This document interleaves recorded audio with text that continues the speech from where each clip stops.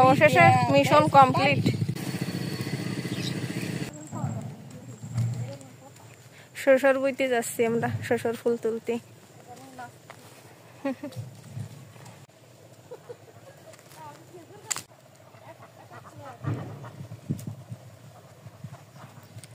দেখতে দেখতে যাচ্ছি, চারিধারে খেজুর গাছ। এই যে খেজুর গাছ কাটা হয়ে গেছে।